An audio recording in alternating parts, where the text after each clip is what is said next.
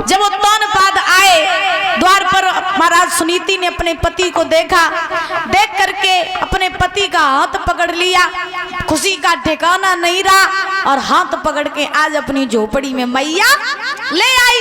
और जब झोपड़ी में मैया ले करके आई है आज उत्तानपाद को, तो उत्तानपाद के लिए महाराज एक घास का बिछौना बिछा दिया और घास के बिछौने पे अपने पति को बैठा लिया। उत्तानपाद ने कही, रानी बहुत तेज भूख लगी, कछु खाएबे को होवे तो ने कछु दे दो।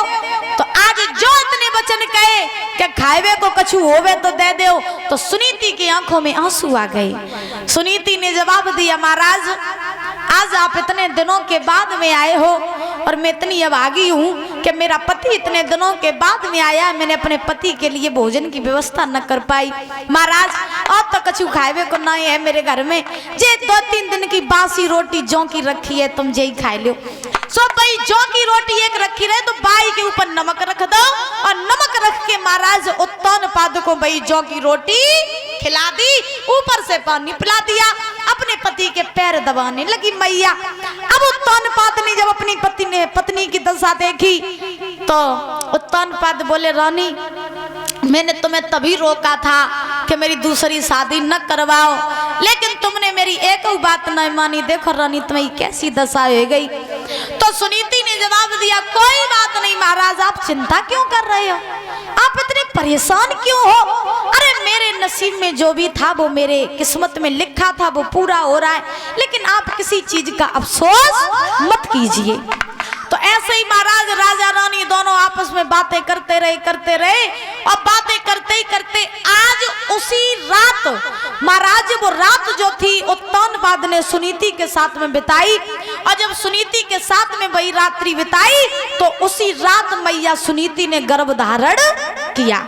जब मैया सुनीति ने गर्भ धारण किया, सवेरा हुआ, उत्तानपाद जब लौट के आए अवध के लिए, सो जैसे ही दरवाजे पे पहुंचे, सो दरवाजे पे बेई महाराज खड़ी रहे सुरची। तो जो सुरची खड़ी रहे सो महाराज आंखें लाल पीरी करें ठाड़ी, और जैसे ही उत्तानपाद आए बोले, कहाँ रहे रात भर, रात भर कहाँ रहे, और मैं पूरा भरोसा है कि तुम कहूँ नहीं मेरी सौत के ढेगा गई हो। उत्तानपाद बोले, तुम कैसी बातें कर रही हो, सब रात हुई हो जब गेट पे डरे जब दरवाजे पे पड़े रहे, सब रात दरवाजों खटखटात मरी है, और तुमने दरवाजों नहीं खोलो, और तुम कह रही सौत के ढेंगा गए थे, सौत के ढेंगा तुम सपने में नहीं जात, अरे हम जो दरवाजे पे ही पड़े रहे। सो जो महाराज 2-4 मीठी मीठी बातें करी, सोई मनी भवानी, और जो भवानी बनी सोई महाराज आज अपने पति का हाथ पकड़ करके अंदर ले गई। एक बात बताएं, घर में अगर पत्नी रूठ जाए ना तो सबसे बढ़िया उपाय मनेबे वालों, सबसे बढ़िया उपाय क्या उनके सामने 2-4 उनकी बड़ाई कर दे और 2-4 मीठी मीठी बातें कर दे, पत्नी अपने आप बन जाती महाराज। हाँ, सबसे अचूक उपाय यही है कि पत्नी अगर घर में रूठ जाए तो बाकी प्रशंसा तुम कर वो चालू कर दो तो वो पत्नी कभी गुस्सा नहीं हो सकती है। ये बात हम दावे के साथ कह सकते हैं। बोलिए गोविंद भगवान की।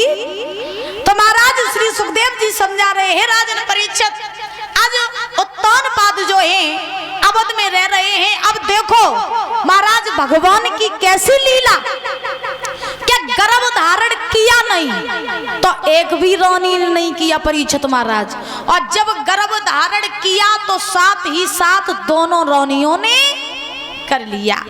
इधर सुनीति भी गर्भ, महाराज सुनीति ने भी गर्भ धारण किया और महल में सुरची ने भी गर्भ धारण किया। धीरे धीरे धीरे धीरे समय व्यतीत हुआ, और जब समय व्यतीत हुआ तो झोपड़ी में मैया सुनीति के गर्भ के जब 9 मास पूरे हुए तो सुनीति के गर्भ से एक बालक ने जन्म लिया, और मेलों में जब सुरची के गर्भ से महाराज एक बालक ने जन्म लिया तो उत्तानपाद ने बहुत खुशी मनाई, बहुत खुशी।